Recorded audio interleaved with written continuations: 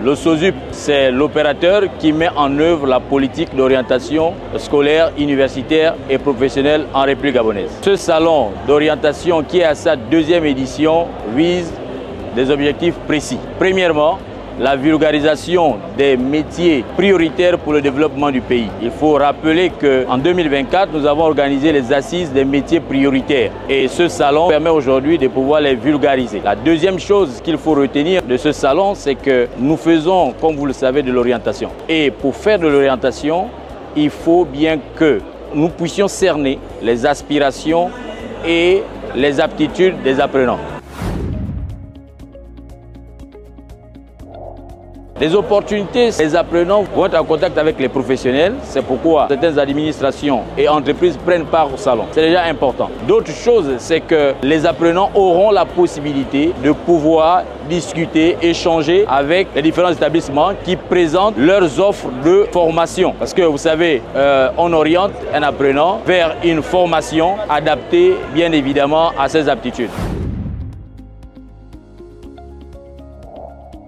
Les secteurs prioritaires ici, nous attendons tous les secteurs de production. Vous savez que le PIB gabonais est constitué en majorité par tout ce qui est hydrocarbures, tout ce qui est mines, tout ce qui est environnement à travers notamment les bienfaits de notre forêt. Nous orientons les choses vers ces secteurs qui vont davantage permettre à notre économie de mieux fonctionner.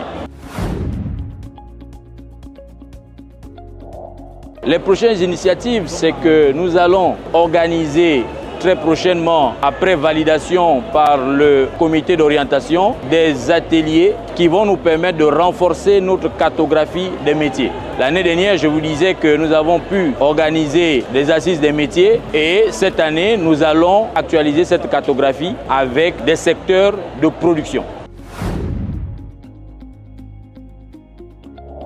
Pour que cette politique d'orientation puisse véritablement prendre corps, il faudra que toutes les parties prenantes se déploient. Quand je parle de parties prenantes, je parle des entreprises, que les entreprises soient disponibles à pouvoir mettre à notre disposition tous les métiers qu'on y retrouve. Les administrations également mettent à notre disposition tous ces métiers-là qu'on retrouve dans l'administration. Ensuite, nous avons les établissements, parce qu'il faut dire que ce sont les établissements qui forment. Dès que les métiers sont disponibles, les établissements doivent se saisir de ces métiers et actualiser leur programme de formation de manière à ce que nous puissions mieux orienter nos apprenants.